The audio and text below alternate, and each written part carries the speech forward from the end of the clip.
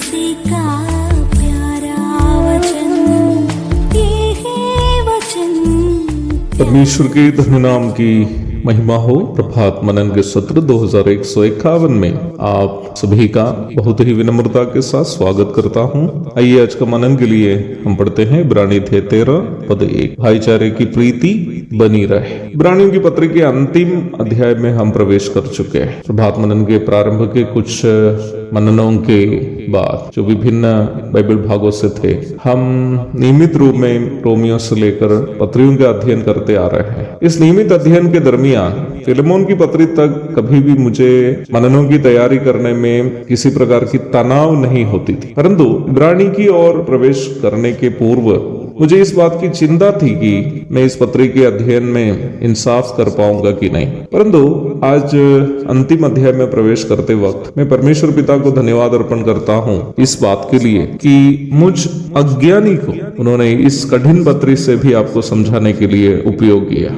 आप सभी की प्रार्थना के लिए भी मैं आपसे आभारी हूं। अंतिम अध्याय में लेखक संक्षेप में ये समझा रहा है कि यीशु मसीह पर हमारा विश्वास कैसे प्रकट हो जाता है। विश्वास यदि कर्मों से दिखाई नहीं देता हो तो निम्न विश्वास मरा हुआ है, याकूब कहता है अध्याय 2 पद 17। लेखक अपने पाठकों से कह रहा है कि विश्वास इसलिए केवल ज्ञान स्वरूप मस्तिष्क में नहीं रहना चाहिए, बल्कि उसे कर्मों से दिखाने की भी अनिवार्यता है। 13वां अध्याय के प्रारंभ में लेखक कह रहा है कि सही विश्वास कैसे प्रकट हो जाता है। कहता है कि भाईचारे की प्रीति बनी रहे। Let love of the brother continue.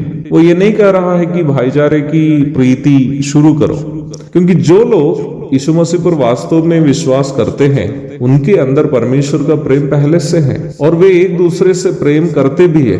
परमेश्वर से प्रेम करने का दावा करने वाले लोग यदि अपने भाई बहनों से प्रेम नहीं कर पाते हैं तो उसका मतलब यह है कि उनका दावा झूठा है, क्योंकि जो लोग परमेश्वर से प्रेम करते हैं वे अपने भाई बहनों से बिना प्रेम किए रह नहीं सकते। यूहन्ना की पहली पत्री अध्याय 4 पद 20। हमें अवश्य यह याद रखने की एक बात है कि यीशु मसीह पर विश्वास करने वाले लोग जो प्रेम एक दूसरे से करते हैं वो प्रेम कभी भी उनका अपना प्रेम नहीं है, क्योंकि हमारा प्रेम स्वार्थपूर्ण एवं अधूरा है। परंतु हमारे अंदर जब हम उद्धार पाए, परमेश्वर के आत्मा परमेश्वर का प्रेम अगापे प्रेम डाल दिया है। घड़ी के पद में जो भाईचारे की प्रीति का जिक्र किया वो परमेश्वर के प्रेम से उत्पन्न होने वाला भाईचारे की प्रीति है। जिसके अंदर परमेश्वर का प्रेम है वो अपने भाई बहनों के साथ निम्न प्रीति दिखाते हैं। यहाँ भाईचारे की प्रीति को एक विकल्प के रूप में नहीं बताया,